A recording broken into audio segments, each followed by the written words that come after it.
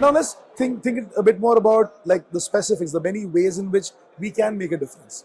Now, you and I have talked about this in the past, but within our association, credentialing is one part of what we do, setting that gold standard for the discipline. But then there's the advocacy part as well. On one hand, creating that member environment, like we know that we just launched our Saudi Arabia chapter. Right. But then also outreach into the industry, engaging with academic institutions. That's right. Employers within the financial services industry, media houses, regulators. What have you had a chance to think about so far in these areas? Do you have a vision of which of these areas are your priorities? Well, I think we have to make sure that these three letters that we hold sacred are valuable to our members, right? So, I get a lot of pushback from folks being like, oh, it's all monies, dollars and cents and all that. It's not. It's about member value, right? Of course, we need our dues to keep the lights on.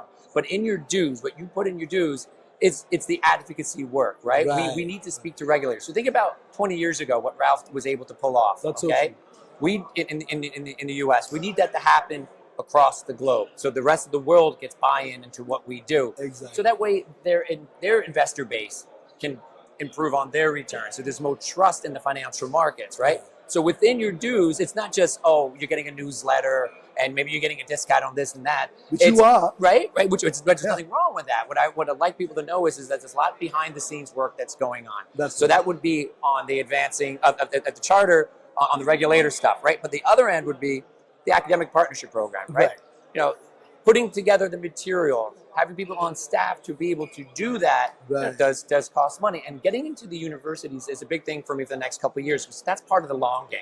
That's right. We need to get universities to teach it, so that way in 20, 30 years, people aren't getting asked questions like I still do. Yeah. Why would I even use technical analysis? They never taught it to me ever. But let's say the biggest universities in the world are teaching it.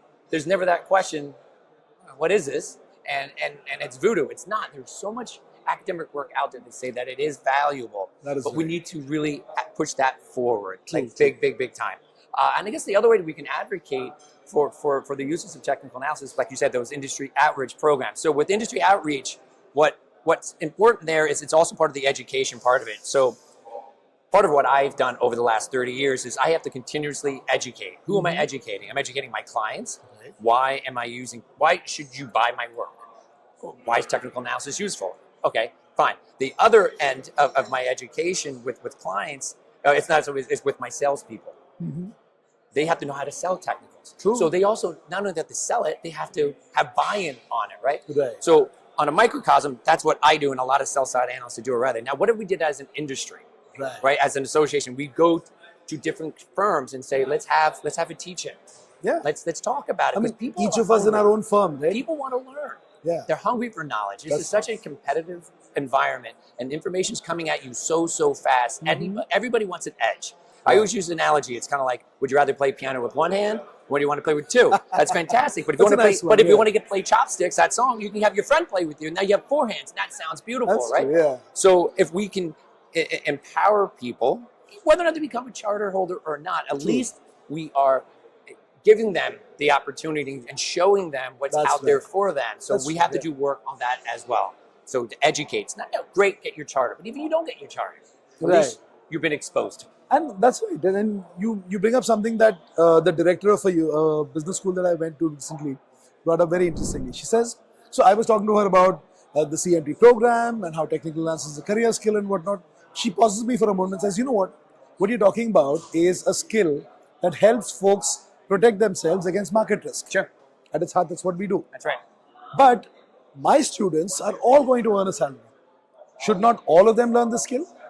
And to my mind, that had this penny drop moment, right? Where I started thinking, technical analysis to me is a life skill. But if you want to build a career out of it, CMTs. I like where you went with that, because when I teach my students, I'm not trying to turn them into chartists or technical analysts. I even tell them, I'm like, my job is not to do that. If you get anything out of this, is that I hope that one day when you graduate, you're going to make a lot of money.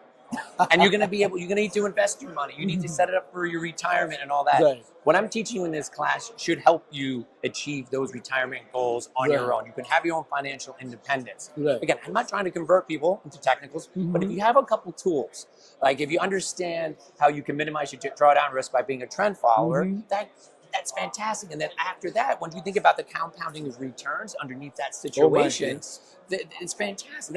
What's the greatest invention of all time? The compounding of returns, right? That's right. I wish I knew that when I did know that when I was younger, but I didn't follow it. I Exactly. didn't listen to it, That's right. Yeah. But if we can get that into people's minds at an earlier age, and particularly in a university level, it becomes part of their DNA. And I think that has an impact not just in one person's lifetime, I'd argue, but this is generational wealth we're talking about, where building stability. Yeah, totally. So I like to joke often with young people that you want to think of your practitioner of technical analysis as one of the Avengers, the last line of defense for the end investor against market risk. I like that. I mean, maybe Avengers is not the right term, revenge trading being what it is. No, I think let me bring this back to your vision in your tenure as president of CMT Association. You already obviously shared a lot of what you have in mind, but where does that come from, and what is your aspiration for us as an association? Well, COVID kind of wreaked havoc on our chapter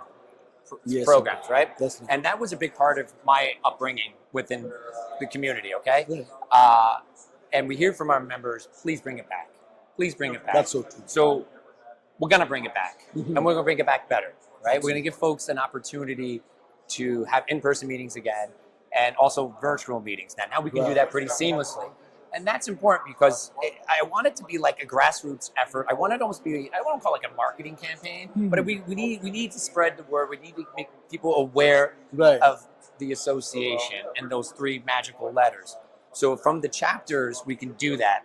And why that's also important is, let's say, it's not hard to get a chapter meeting going in New York City or Chicago, right? You got a lot of people there. Right. What about parts of the country or parts of the world where there aren't that many people? And we can go there either as a regional or as a virtual.